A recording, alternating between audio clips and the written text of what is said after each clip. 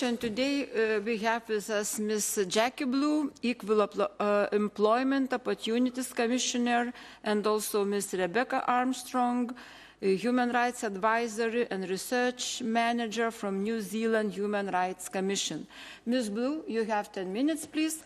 Thank you. Ena mana, ena reo, ratinga ma, tēnā koutou, tēnā koutou, tēnā koutou katoa. It's an honour and a privilege to be representing the New Zealand Human Rights Commission in my role as Equal Employment Opportunities and Women's Rights Commissioner. The Commission carried out significant stakeholder engagement with New Zealand women to inform our report and ascertain the top human rights issues for women. We held general consultations and specific ones for Pacifica, disabled and ethnic women. I want to acknowledge the many of the NGOs here today that attended those consultations. The Commission's report focused on the human rights issues identified through our stakeholder engagement alongside our own research. Madam Chair and committee members, the Wahine of New Zealand have spoken.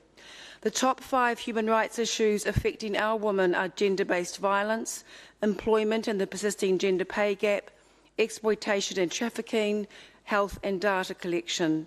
Today I will focus specifically on gender-based violence, employment, leadership, exploitation and trafficking, and the emerging and confronting issue of sexual harassment. Overwhelmingly, the women told us at the consultations that gender-based violence remains the most significant human rights issue affecting women in New Zealand. We are concerned that the strategic approach to family violence prevention changes from government to government. Our report shows that the strategy for addressing gender-based violence has changed multiple times over the last 20 years, with numerous government-led strategies, ministerial groups and the establishment of family violence dedicated bodies formed at a huge cost. Invariably, new governments start from scratch, and while all are well-intentioned, none have adequately improved our extremely broken system and #1 human rights issue. Quite simply, it is impossible for one government over 2 to 3 terms to achieve this. There needs to be a long-term coherent policy statement and strategy that sets out measurable milestones. We ask that the CEDAW Committee makes a number of recommendations that include developing a cross-party family violence strategic accord that transcends government agendas and political cycles. Any strategy must include meaningful consultation with disabled women, kaupapa Māori and ethnic minorities that make up the brunt of victims. We agree with NGO statements regarding how baseline funding for family violence has to increase, particularly noting the reduction of funding for legal aid and family law cases in 2010 and the underfunding of the Family Violence Clearinghouse. While not referenced in our report, we support the recommendation that the Special Rapporteur on Violence Against Women is invited to New Zealand to investigate the way the New Zealand Family Court and legal aid systems are treating victims of violence and abuse. Madam Chair and committee members, gender-based violence is our top human rights issue and must be addressed during the CEDAW review. I would have liked to have said today, as my term ends as Equal Employment Opportunities Commissioner, that equality has been realised for New Zealand women, but this is not the case. Overall progress for marginalised groups of women in the workforce or seeking employment continues to be slow and concerning. Women, and in particular disabled women, young Māori and Pacifica women under 25 years, are overrepresented in the negative labour market metrics. We have recommended that the government urgently focuses on these marginalised groups to improve their employment outcomes, incorporate the principle of equal pay for equal value in legislation, and enact pay equity legislation that allows women in low-paid female-dominated occupations to make claims against their employers. A little over a week ago, gender pay principles were launched by the government and unions. The principles were developed in recognition that women in the public service departments do not necessarily work in low-paid, female-dominated areas, but are nonetheless subject to bias and discrimination.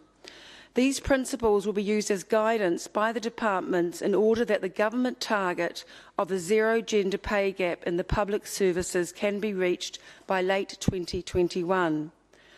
We absolutely agree with the government that these principles will have a broader application across the labour market. Therefore, we recommend the committee urges the government to look at ways, including legislation, to ensure that these principles will be implemented across all workplaces. We also recommend that the requirement to publish gender and ethnic pay gaps and plans to eliminate these gaps should be rolled out to all state sector organisations, which employ almost 300,000 workers, or 12% of New Zealand's workforce.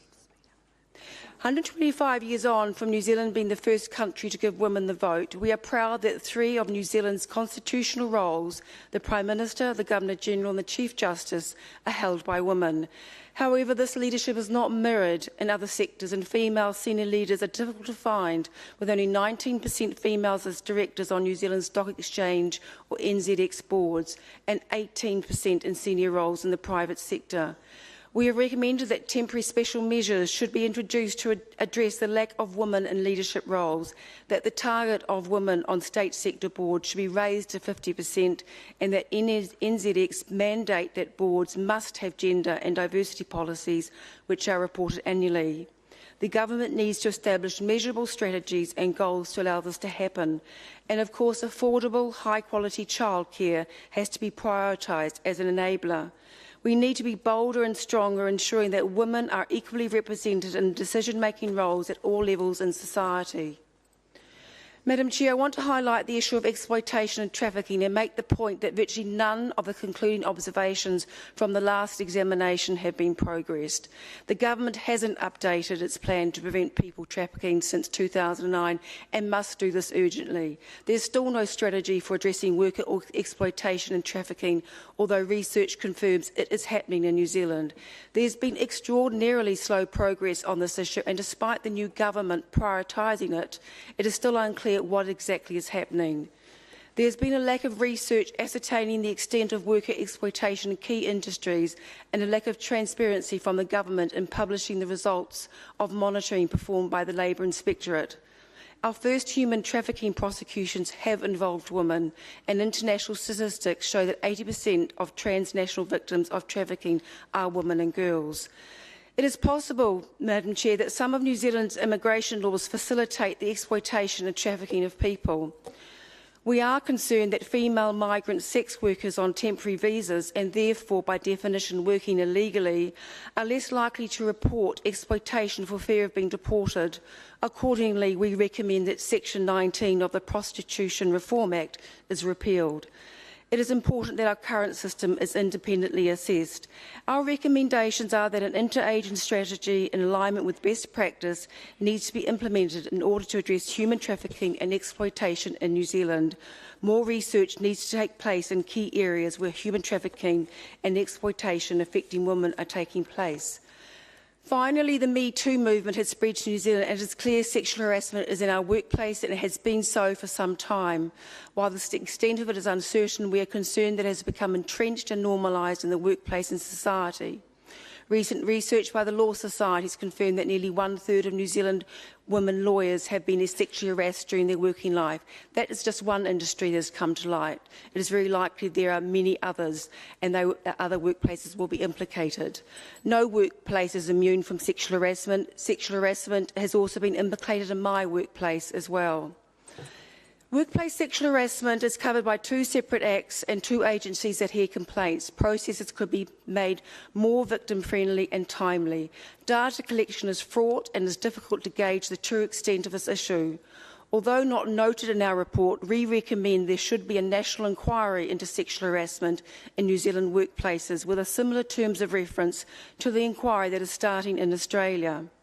We recommend there should be legislation requiring all workplaces to have a robust sexual harassment policy, that a nationwide sexual harassment strategy be developed, and a centralised agency established that collects data, provides support and resources to victims and workplaces. In conclusion, Madam Chair, we have many issues to work on, but we're up for it. We are ready for change, and change needs to start here. Madam Chair and committee members, we ask that the issues that we have raised become powerful recommendations so that urgent change can take place. A piti hono, tātai hono, ratau te honga mate kia ratau, tātau te honga ora kia tātau, tēnā koutou, tēnā koutou, tēnā koutou katoa. And that translates as I pay tribute to those who have championed before us. I give thanks to those of us here today. Greetings to everyone. Thank you.